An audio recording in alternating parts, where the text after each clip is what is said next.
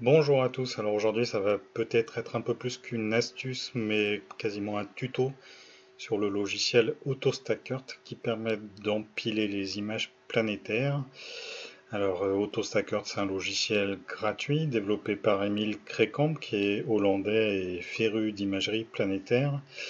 Alors dans ce logiciel, moi ce que j'apprécie beaucoup c'est qu'il est possible de traiter des images par lot, c'est-à-dire qu'on peut traiter plein de vidéos les unes derrière les autres. Alors déjà, on va peut-être voir les réglages de base, peut-être en ouvrant une vidéo pour commencer. Donc je vais chercher une vidéo que j'ai fait, qui est au format serre. Donc je prends un peu n'importe laquelle. On va en prendre une qui est jolie de préférence. Hop là, voilà, elle est ouverte. Alors, ce qui est important à ce stade, là l'image n'est pas en couleur, on verra ce qu'on fera après pour les images couleurs.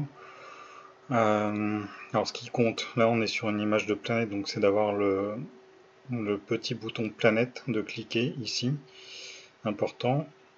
Ensuite, qu'est-ce qui est utile de savoir? On va faire, alors dans la dernière version d'AutoStackert, ce qui est assez utile je trouve, c'est l'onglet ici Multiscale qu'il faut cocher.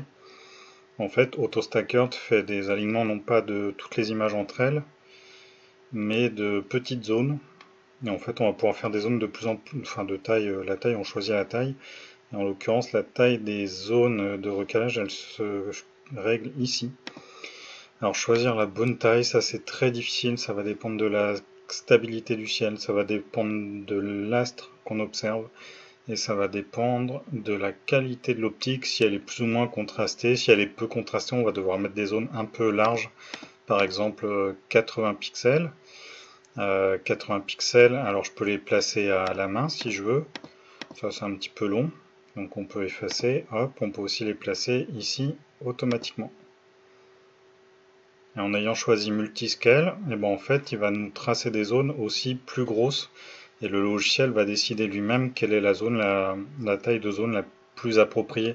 En fait il peut se produire qu'un détail de 80 pixels soit un peu trop petit pour permettre un réglage, et enfin pour permettre un recalage, et dans ce cas il va plutôt se baser sur une zone plus grosse. Avec mon télescope et les conditions que j'ai chez moi, souvent j'utilise des tailles de zones de zones d'alignement qui s'appellent des AP là dans le logiciel. Ça doit être appariment point, quelque chose comme ça j'imagine. En général je suis plutôt entre 48, en général pas en dessous, et 64, donc en moyenne on va dire 56. Donc là je peux mettre, je peux recliquer sur le bouton pour remettre les zones comme ça. Si je trouve que l'image est trop petite, si elle est trop petite, pardon, je peux l'agrandir. Si là on a Jupiter, s'il y avait un satellite dans le champ qui apparaît pas, on peut élargir l'image. Alors là en l'occurrence c'est pas le cas, bon ça m'a décalé mes zones. Donc je reclique dessus, hop. On peut se faire un aperçu aussi de ce qu'il y a à voir dans la vidéo là. Les images sont déjà réalignées. En faisant play ici. Ça peut arriver que l'image soit trop sombre. Il suffit d'ajuster la luminosité si on le souhaite. Donc voilà, ça c'est les premiers réglages importants. Ensuite, autre réglage important, c'est ici en fait il y a un filtre pour le bruit. Alors ce filtre, en fait, plus le coefficient ici va être élevé, et plus l'image va être floutée pour réduire le bruit. Mais du coup, on va aussi perdre en précision. Donc il y a un compromis à trouver. Sur des images noir et blanc un petit peu où il y a du signal, normalement on va mettre 4 ou 5 typiquement. Si c'est une image en couleur où là il y a le bruit en plus de la matrice de Bayer, on va plutôt mettre 6 ou 7. L'influence de ce paramètre elle n'est pas non plus complètement dingue, enfin c'est pas grave si on met 6 au lieu de 7 et inversement. Par contre si on met 1 au lieu de 6, là oui ça va jouer, ou si on met 8 au lieu de 4, là ça va jouer. En tout cas, voilà, sur les images de mon télescope, typiquement sur les images noir et blanc, un coefficient de l'ordre de 5, ça va. Ensuite, là, il y a ce bouton ici, on peut laisser par défaut. En fait, il donne le choix de soit aller piocher des zones de bonne qualité dans chaque image et de faire un méli-mélo de tout ça, ou alors, en fait, il va utiliser des images entières. qui va éventuellement décaler, enfin qui va déformer, pardon, pour les ajuster entre elles. Moi je préfère prendre par zone locale, ça marche bien en général. Ensuite, dernier truc à cocher, enfin non c'est pas le dernier, mais ici il y a double stack référence. En fait il va faire deux alignements. En fait il va faire un premier alignement grossier et puis il va se baser sur ce résultat pour refaire un deuxième alignement plus fin.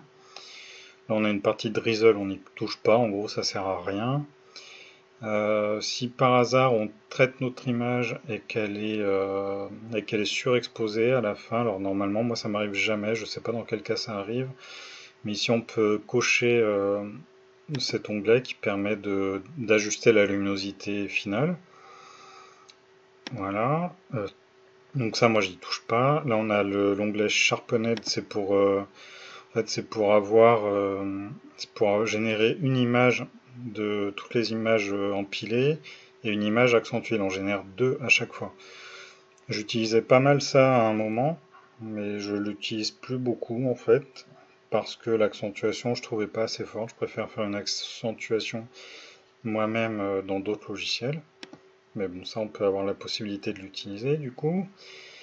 En haut, on a le format de sauvegarde. En général, moi je prends du TIFF, mais le PNG ou le FIT, ça marchera aussi. Ici, on a des options de dossier. Enfin, par défaut, en fait, il va mettre dans le même dossier. Et la dernière chose vraiment bien et importante dans AutoStackern, c'est ici, en fait, on peut lui dire combien d'images on veut garder. Et en fait, on a le droit à plusieurs essais. Donc, on peut par exemple mettre 20%, 40%, 60%, et on ira voir dans chaque répertoire ce que donnent ces piles différentes. Une fois que tout ça c'est bon, et ben on a juste à cliquer sur Stack et les images vont s'empiler. Alors maintenant si on avait une matrice de Bayer, donc je vais aller chercher une vidéo couleur, ça change pas grand chose en fait, tout ce que j'ai dit est valable. Hop, ici j'ai une vidéo couleur, voilà. Ah mais celle-là elle était en AVI en fait, elle devait déjà être en couleur. D'accord, en prendant une format serre, voilà. Alors là une chose intéressante à voir, c'est que l'image n'est pas cadrée de la même façon, du coup les points d'alignement que j'avais choisis sont plus bons. Donc pour positionner les points d'alignement, il faut recliquer sur place AP Grid. Et alors sur une image couleur, il faut aller... Alors on a la possibilité de détecter le motif de la matrice de Bayer, en général ça marche. Si par hasard ça marche pas, et ben on peut forcer par exemple un autre motif de la matrice de Bayer. Donc là on voit sur l'écran qu'en fait ça change l'aspect de l'image, et puis en fonction de l'astre, ben on voit bien si là j'ai Jupiter toute bleue, évidemment ça va pas. Donc le motif que j'ai sur ma matrice de Bayer à moi c'est RGGB.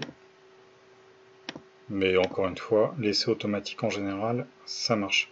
Si on est sur de l'image couleur comme ça, il est utile de cocher RGB Align. Si on a un petit décalage lié à la dispersion atmosphérique entre le rouge, le vert et le bleu, on clique là. Et voilà. Et alors, dernière chose pour moi importante à montrer, surtout, c'est que dans AutoStackern, donc on peut traiter les images par lot. Alors, ce qui est important, c'est de traiter des images qui ont toutes le même format, la même taille. Là, par exemple, ici, le logiciel m'indique que j'ai 1824 par 832 pixels. Dans la vidéo suivante, c'est 768 par 692, donc c'est pas le même format. Donc il faut vraiment que je choisisse. Là, en fait, j'ai plusieurs vidéos qui font 768 par 692. Donc toutes celles-là, je peux les traiter par lot. Donc je les sélectionne toutes. Je fais ouvrir. Hop, je replace mes zones d'alignement.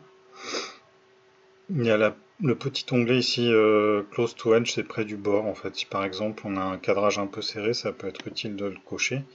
Là en l'occurrence ça sert à rien, mais quand on coche ça, en fait il va placer des zones d'alignement, y compris tout au bord. Et donc si je fais stack, à partir de ça, empilé, ben, il va me faire l'alignement du coup sur toutes les vidéos que j'ai sélectionnées. Et donc si on a tout fait plus ou moins au même format dans la nuit, on peut très bien s'amuser à lancer le traitement avant d'aller se coucher et de récupérer le résultat le lendemain. Ce qui est en fait la seule chose qui est un peu aléatoire là-dedans, c'est on a vu ici on peut choisir différentes tailles d'empilement. Euh, donc ça c'est utile en fait pour savoir quelle est la taille d'empilement qui fonctionne le mieux. Moi ce que je fais dans la pratique, c'est que au départ je fais un peu au pif, je choisis une taille d'empilement pour traiter toutes mes vidéos le plus vite possible et voir ce que ça donne. Donc je traite tout par exemple avec 50% si la nuit était de qualité moyenne. Ensuite, donc je vais voir dans mes répertoires, j'accentue toutes les images et je vois quelles sont les vidéos de bonne qualité et celles que je peux jeter. C'est pas la peine de m'en occuper. Et ensuite, une fois que j'ai repéré la vidéo de meilleure qualité, c'est sur celle-là où je vais faire des essais avec différentes tailles d'empilement. Bon, après, chacun fait sa cuisine comme il veut, hein, mais je vous dis juste comment moi je procède. Donc sur la vidéo en question, je vais faire mes différentes tailles d'empilement, par exemple 20, 40, 60, 80, si j'ai aucune idée de l'optimum. Et une fois que j'ai fait ça, il y a quand même une chose qui reste incertaine, c'est ici la la taille des points d'alignement. Il y a quand même un petit doute. Donc avant de passer à ça, je peux éventuellement avoir fait un passage à essayer un coup à 48 et un coup à 64, pourquoi pas. Et il arrive en fait, notamment sur les images les plus bruitées, par exemple la couche bleue, enfin les images prises avec un filtre bleu, on voit aux limbes de la planète en général, il peut y avoir des artefacts, des défauts d'alignement qui sont assez facilement détectables à l'œil, surtout une fois qu'on a accentué l'image. Et s'il y a ces artefacts-là, bah, ça veut dire que mes points d'alignement ils étaient sans doute trop petits, ou alors mon paramètre de bruit ici était un peu trop bas. Donc il faut jouer sur ces deux paramètres et recommencer. Et c'est pas toujours facile de trouver la bonne taille des points d'alignement. On a beau avoir ce paramètre multiscale, c'est pas parfait. Normalement, ça devrait éviter d'avoir ce genre d'artefact, mais il arrive qu'il y en ait. Donc ensuite, bah, l'étape d'après, c'est d'aller dans le logiciel Registax. Dans le logiciel Registax, hop, je vais chercher une image. Je vais prendre un peu n'importe laquelle là. Je vais chercher une image que le logiciel a empilée. Là, c'est une somme de 70%. Là, j'ai déjà les onglettes là qui sont un peu pré-réglées, un peu trop forts d'ailleurs. Et donc dans Registax, bah, je fais une accentuation comme ça rapide, je fais ça sur toutes les images. Alors il faut faire ça manuellement, c'est un petit peu long. Et une fois que j'ai fait ça sur toutes les images, bah, je regarde mes images les unes derrière les autres. C'est comme ça que j'arrive à savoir où j'en suis dans la vidéo. Et après, enfin une fois que j'ai optimisé tous mes paramètres d'alignement, là j'ai d'autres astuces de traitement sur comment optimiser le traitement de tout ça. Enfin l'étape d'après, c'est de passer dans WinJupose pour essayer de combiner plusieurs étapes entre elles. Donc ça fera l'objet d'un autre conseil dans une autre vidéo, parce que WinJupose, c'est tout un poème, c'est toute une histoire. Voilà, à bientôt. Je ne sais pas si j'ai été assez clair. N'hésitez pas à laisser des commentaires, des questions en dessous de cette vidéo. N'hésitez pas à laisser un pouce bleu si ça vous a plu. N'hésitez pas à vous abonner si vous voulez être tenu au courant d'autres vidéos. Et puis sur cette vidéo-là, comme sur d'autres, j'oublie de le rappeler souvent, n'hésitez pas non plus à aller voir les descriptions des vidéos pour avoir des liens de téléchargement ou le lien vers un produit. J'oublie de le mentionner à chaque fois. Là, je suis pas youtubeur professionnel, mais en général, je mets quelques indications sous la vidéo quand c'est nécessaire. Voilà, à bientôt et bon ciel.